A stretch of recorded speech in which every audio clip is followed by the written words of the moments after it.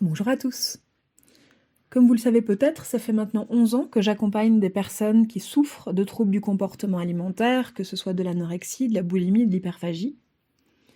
Et quand je regarde rétrospectivement tous les cas de personnes qui ne souffrent absolument plus de troubles du comportement alimentaire, pour lesquelles j'ai des nouvelles 1 an après, 2 ans après, parfois jusqu'à 10 ans après, où les personnes me disent: «Ça y est, j'en suis libérée, ce n'est plus un sujet pour moi, je vis sans trouble du comportement alimentaire». Eh bien 9 cas sur 10, il a fallu qu'on aille régler ensemble une question d'abus sexuel pendant l'enfance. Abus dont elles avaient parfois le souvenir sans réaliser à quel point ça les avait choquées, ou parfois souvenir qu'elles n'avaient pas à l'origine, au départ de leur accompagnement. C'est-à-dire qu'il y a des personnes qui viennent me voir pour des troubles du comportement alimentaire. On travaille sur leurs difficultés à s'affirmer, à réagir, à savoir qui elles sont.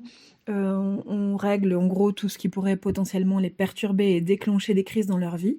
Et au cours de leur accompagnement, leur inconscient les sentant plus fortes, plus capables de faire face à leurs émotions, accepte de déverrouiller des fichiers dans lesquels étaient stockés des souvenirs qui jusqu'à cet instant étaient totalement masqués de leur conscience. Vous l'avez compris, je ne suis pas en train de dire que je suggère quoi que ce soit en séance, je fais ultra attention à ça. Mais au cours des accompagnements, quelque chose de l'ordre du souvenir leur revient et elles se rendent compte qu'elles ont vécu pendant toutes ces années amnésiques d'une situation qui aura été traumatique pourtant pour elles et source d'une grande influence. J'aimerais aborder ce sujet aujourd'hui. Pour les personnes concernées, j'aimerais mettre en parallèle les mécanismes d'un trauma d'abus sexuel avec les mécanismes qu'impose un trouble du comportement alimentaire. Quelqu'un qui souffre d'anorexie, de boulimie ou d'hyperphagie va surtout souffrir de ce que j'appelle une hantise, un peu comme dans un château hanté dans lequel les fantômes viendraient embêter les habitants. La personne qui souffre d'un trouble du comportement alimentaire se retrouve hantée par des pensées qui lui dictent ce qu'elles ont à faire. Dans le cas d'anorexie, des pensées leur interdisent de faire rentrer des choses dans le corps. Dans le cas de boulimie ou d'hyperphagie, les pensées vont leur imposer de faire rentrer des choses dans le corps. Dans les 3 cas, anorexie, boulimie, hyperphagie, le mécanisme est le suivant. Quelque chose de plus fort que moi me harcèle jusqu'à ce que j'obéisse, jusqu'à ce que je cède, quel que soit ce que je veux vraiment. Et en effet, on peut assez facilement faire le parallèle entre ce mécanisme-là et celui de l'abus sexuel. L'abus sexuel, c'est quoi ? Pendant un temps ou une période, une personne plus forte que moi m'impose de faire quelque chose qui n'est pas normal, qui ne devrait pas avoir lieu. Il m'impose cette chose-là, je suis contrainte d'y céder, et une fois que c'est fait, je me sens mal. Ça fait quand même drôlement penser aux troubles du comportement alimentaire, n'est-ce pas ? On est d'accord. À ce propos, n'importe quel thérapeute spécialisé dans l'accompagnement des personnes victimes de troubles du comportement alimentaire pourront vous dire que le vocabulaire utilisé par ces personnes est le vocabulaire, le champ lexical de l'abus. J'avais pas le choix, c'est plus fort que moi, je savais pas s'il fallait que je le fasse ou pas, une fois que je l'ai fait, je culpabilisais, j'avais honte et en même temps j'y suis pour rien, j'ai pas eu le choix, j'ai dû céder, même si je voudrais, je pourrais pas, même si je veux pas, je le fais quand même. C'est quand même très caractéristique, très caractérisé. Pour qui a subi quelque chose dans l'enfance et qui voit ce souvenir réémerger spontanément, sans influence de ma part, bien sûr, va d'un seul coup trouver très logique ce mécanisme, ce parallèle de ce que je viens d'évoquer, de quelque chose de plus grand que moi qui m'impose quelque chose, face à laquelle je suis contrainte de céder et qui déclenche de la honte, de la culpabilité, de la colère, de la tristesse, l'impression de pas avoir le choix. Et on peut comprendre aussi, le rapport au corps. C'est-à-dire qu'à la fois, il y a le corps qui hurle: «Rappelle-toi ce qui t'est arrivé. Puisque l'inconscient t'empêche de le voir, j'essaye de te le montrer avec des mécanismes qui y ressemblent au plus près». Et en même temps, quelque chose dans la personne qui semblerait en vouloir au corps. Comment est-ce que je pourrais dire? Ça donne, quelque chose en moi sait, même si ça m'est a priori masqué à la conscience, que le corps a été contraint de faire quelque chose dont il porte la trace et que je ne voulais pas vivre, qu'il n'était pas normal de me faire vivre, de me faire subir. Et soit je lui en veux et je le lui fais payer: «Tu n'avais pas à faire ça, mon corps», soit j'essaye d'en éliminer la trace. Cela étant dit, j'aimerais maintenant qu'on aborde les 3 obstacles auxquels il faut faire attention en thérapie. Et ensuite, qu'est-ce qu'on peut faire en thérapie, et notamment dans le cas d'une amnésie traumatique, dans le cas d'un abus sexuel qui serait masqué à la conscience. Premier obstacle, on l'a vu, si je ne me souviens pas d'avoir vécu quelque chose, c'est pas évident d'arriver en thérapie et de travailler sur le sujet dont je ne me souviens pas. Ne m'en souvenant pas, je ne l'aborde pas, et si la thérapeute ne le fait pas non plus, ça reste en suspens. Donc premier obstacle, le fait de n'avoir aucun souvenir d'avoir vécu quelque chose de traumatisant. Deuxième obstacle, si la personne a vécu à l'âge adulte un viol, elle peut penser que ce viol a été le déclencheur du trouble du comportement alimentaire et se mettre à travailler en long, en large, en travers sur ce sujet précis, sans pour autant que ça n'ait d'impact totalement bénéfique sur le TCA et sans pour autant que ça permette de libérer le trouble du comportement alimentaire. Donc la personne se dit: «Mais je comprends pas». Et en fait, souvent le viol à l'âge adulte n'est pas la cause, mais plutôt ce qui a redéclenché tous les symptômes et qui a redéclenché, réappuyé sur le trauma qui est masqué. Donc, si vous avez été victime d'agression sexuelle à l'âge adulte, que votre corps a figé, ça pourrait être une redite de quelque chose que vous auriez vécu antérieurement, et de focaliser strictement sur ce viol vécu ou ces viols vécus à l'âge adulte pourrait vous empêcher d'aller voir plus loin. J'ai déjà accompagné, j'ai le souvenir d'une dame en particulier qui me disait: «Bon voilà, j'ai vécu plusieurs viols de l'âge de 17 ans à l'âge de 25 ans, j'en ai aujourd'hui 65, j'ai travaillé ça tout le temps, tout le temps, tout le temps. Je continue à avoir un TCA, je continue à avoir des troubles gynécologiques, je continue à avoir des douleurs pelviennes, je continue à ne pas pouvoir partir seule en vacances de peur d'être violée, etc. Donc je ne comprends pas». Et en fait, il y avait quelque chose d'antérieur à ça qui lui était masqué, et il a fallu que son inconscient lâche ce souvenir et qu'on retravaille sur ce souvenir pour que son TCA puisse lâcher, et cette fois définitivement. Troisième obstacle, et il n'est pas des moindres, c'est lorsque votre thérapeute a lui-même une mémoire traumatique masquée.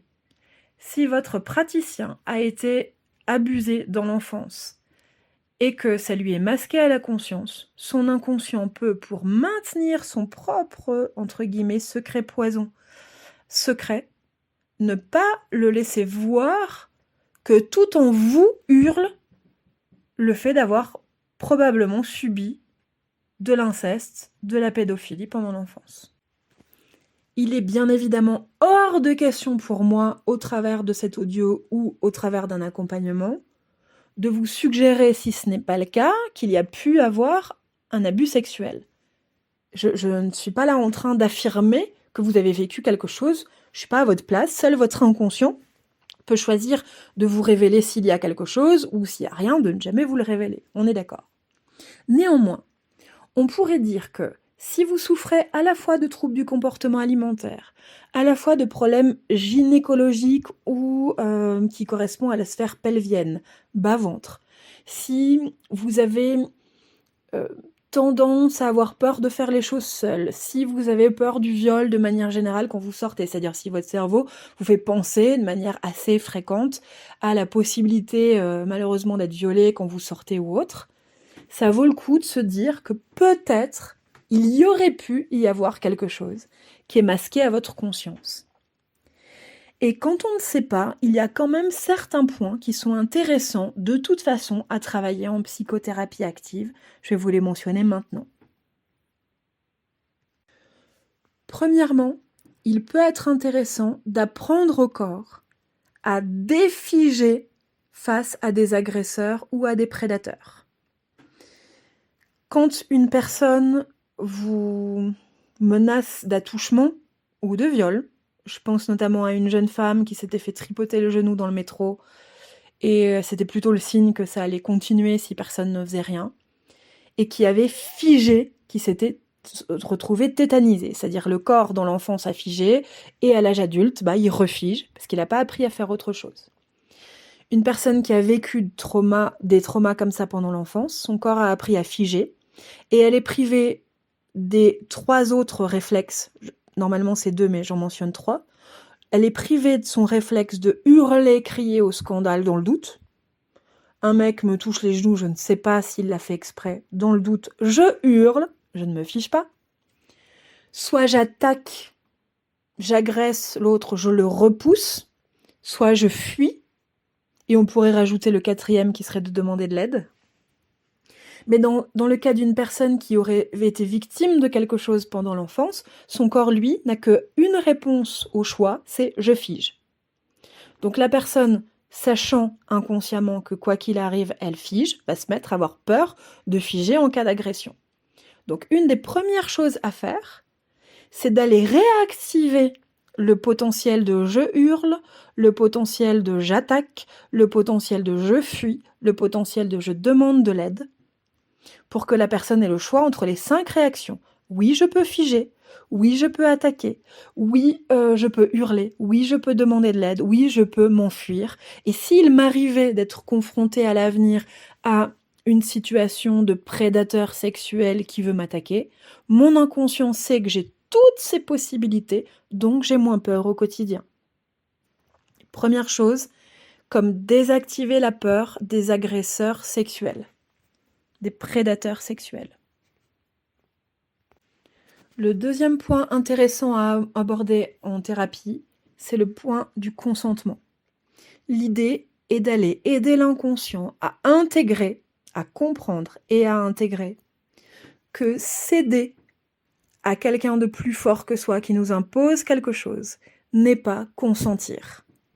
L'idée est d'aller désactiver toute forme de culpabilité, toute impression d'être responsable de ça, et toute honte, parce qu'on ne peut avoir honte que si on se sent coupable de quelque chose et responsable de quelque chose, de sorte à ce que cette honte et cette impression de culpabilité ne se présentent plus dans votre vie. Si votre trouble du comportement alimentaire rejoue une culpabilité de quelque chose qui aurait peut-être pu avoir lieu dans votre enfance, travailler sur cette notion de non-consentement et de céder n'est pas consentir, céder, C-E-D-E-R, n'est pas consentir, peut alors être intéressant. Que ce soit travailler la peur de l'agresseur et la capacité à réagir, ou la capacité à se reconnaître non coupable de quelque chose, peut être travaillé sans recours aux souvenirs d'origine. Et on pourrait dire que même si vous n'aviez rien eu dans l'enfance, ce sont 2 compétences qui deviennent intéressantes à avoir au quotidien, quelle que soit votre histoire finalement. Troisième chose intéressante à travailler, c'est la notion de puissance rentrée, de puissance masquée. Si vous souffrez d'un trouble du comportement alimentaire, vous avez vécu dans votre chair et dans votre tête ce que c'est que de se sentir impuissant face à quelque chose qui vous harcèle, qui vous hante, jusqu'à ce que vous cédiez. Souvent, ça va donner « je me sens toute petite face à quelque chose de plus grand que moi une fois encore, et donc je ne peux pas dire non à plus fort que moi ». souvent, il y a une puissance qui est là, qui est présente chez la personne, mais qui est en dormance, comme si, à un moment donné de son histoire, on lui avait dit, cette puissance-là, à dominer, à contrôler, à s'opposer, à dire non, doit dormir maintenant, doit être mise sur pause, ou a été mise sur pause et n'est plus disponible. Donc l'idée, c'est d'aider l'inconscient, une fois encore, à vous autoriser, voire vous induire, vous faciliter votre puissance. Il est intéressant, il faut rien du tout, il est intéressant qu'on aille aider votre inconscient à vous autoriser à être fort, forte, puissant, dominant. Oui, voilà, puissant, je peux pas le dire mieux que ça. Donc de ressortir cette puissance. Autre point qui est intéressant à travailler, dans l'idée qu'on aurait peut-être pu avoir été victime de choses pendant l'enfance, c'est d'aller descendre dans le corps pour aller repérer s'il y aurait ou non des zones, s'il y a ou non des zones qui nous paraissent encrassées, sales, impures, et qu'on chercherait à mettre en lumière ou à rejeter au travers du trouble du comportement alimentaire. Donc, s'il y a des zones qui paraissent impures, en séance par exemple d'hypnose, il peut être intéressant d'aller aider l'inconscient à purifier le corps lors de la séance, de sorte que, à la fin de cette séance, vous puissiez faire l'expérience de votre corps avec l'impression réelle qu'il est pur, qu'il est propre et qu'on peut garder en l'état sans avoir besoin de le nettoyer de l'intérieur, de le vidanger, de faire sortir des choses. Ce qui peut être en lien également, ça va être quand une personne se sent vide et va se remplir avec de la nourriture. Dans les cas de victimes d'inceste ou de pédophilie, donc pendant l'enfance, l'enfant peut avoir l'impression qu'on fait rentrer dans ce que la personne adulte va nommer des trous, quelque chose, un doigt, un objet, un sexe, une langue, peu importe. Pardon pour les détails un peu graveleux, mais voilà. Autrement dit, si un espace est vide, on peut me le remplir. À l'inverse, si je remplis symboliquement tous les trous avec de la bouffe, que je suis complètement pleine, alors mon inconscient, mon corps peut avoir l'impression que plus aucun espace n'est libre et que plus rien que je n'aurais choisi ne peut rentrer dans mon corps. Donc aller travailler sur les orifices, alors c'est-à-dire par exemple en visualisation d'hypnose, descendre dans son corps, aller repérer dans son vagin, dans son anus, dans sa bouche, est-ce qu'il n'y aurait pas des zones qui se sentent vides et qui ont peur d'être forcées de se remplir de quelque chose dont on ne veut pas, peut être intéressant. Donc si au quotidien vous avez dans le vagin ou autour du sexe pour les hommes, autour de la verge ou au niveau de l'anus, des impressions de gêne, des douleurs, des salissures, voilà, descendre dans le corps avec de l'hypnose pour aller repérer en visualisation, bien sûr, hein, personne ne vous touche en séance d'hypnose, on est d'accord, hein, bien sûr que non. Où vous descendez un peu comme le dessin animé La Vie, vous connaissez? Et voici la vie, la vie, la vie. C'était des petits bonhommes dans le corps qui montraient les globules rouges, les globules blancs, comment ça marche, etc. Donc l'idée en séance d'hypnose, c'est ça, c'est qu'on imagine une caméra qui rentre à l'intérieur du corps, qui va aller à la rencontre du vagin, de la verge, de l'anus pour aller repérer s'ils ont besoin de quelque chose, s'ils se sentent en danger, voilà, ça peut être intéressant. Il y a bien sûr bien d'autres choses à faire, mais c'est les principaux points qui me reviennent là. Donc pour résumer, on pourrait dire que si ça fait vraiment longtemps que vous cherchez à travailler sur ce trouble du comportement alimentaire, mais que travailler sur l'affirmation de vous, sur la gestion de vos émotions, sur les principaux traumas de votre vie n'a pas suffi à faire lâcher ce TCA, envisagez peut-être d'avoir éventuellement, entendez les précautions que je mets, vécu quelque chose pendant l'enfance qui serait masqué à votre conscience peut être intéressant. Et oui, en séance de psychothérapie, moi je pratique la psychothérapie active, on pourra en parler ensemble si vous le souhaitez, permet d'aller aider l'inconscient à vous sentir en sécurité à partir de maintenant, sans avoir besoin de se souvenir obligatoirement d'un souvenir, si tant est qu'il y en ait un qui soit masqué. Il y a des choses à faire avec ça. Je me permets de vous mentionner 2 références sur YouTube qui me semblent intéressantes quand on se pose la question de l'amnésie traumatique, de l'abus à caractère sexuel dans l'enfance. La première, donc sur YouTube, Les enfants de Tamar, T-A-M-A-R. Il s'agit d'un cycle de conférences autour de ce thème-là. Alors ça n'a rien à voir avec les troubles alimentaires, ça parle d'inceste, d'amnésie traumatique, de pédophilie, etc. Et une deuxième chaîne, alors pour ceux qui s'intéressent à l'énergie, vous connaissez Lulumineuse, mais ce n'est pas elle. Il ne s'agit pas de Lulumineuse, mais de Lumineuse. Donc sur YouTube, si vous tapez Lumineuse et le mot-clé inceste, vous tombez sur une chaîne d'une femme qui n'est pas thérapeute, mais qui parle à merveille, parfaitement de ce sujet. J'aime la façon dont elle l'aborde, j'aime les mots qu'elle utilise, j'aime les précautions qu'elle utilise, j'aime l'intelligence avec laquelle elle amène ces sujets, j'apprécie le caractère complet de l'ensemble des vidéos qu'elle propose sur le thème. Je vous la recommande. Je trouve ça tellement parfait que je pourrais presque vous recommander que ça. Ce qui fait que je mentionne notamment Les enfants de Tamar et le cycle de conférences, c'est notamment parce que c'est à ma connaissance un des rares cycles de conférences où est abordée la notion de douleur de ventre et de problèmes gastriques en lien avec des abus à caractère sexuel. Et c'est plutôt bien amené. Il y a un gastro-entérologue qui en parle, donc je vous le recommande.